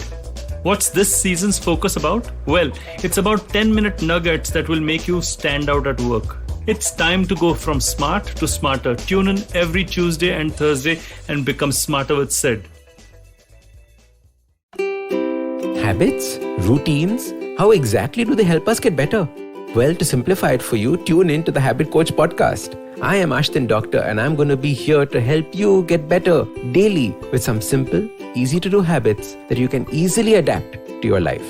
So tune in to the Habit Coach podcast from Monday to Friday, because I believe that awesome lives start with awesome habits.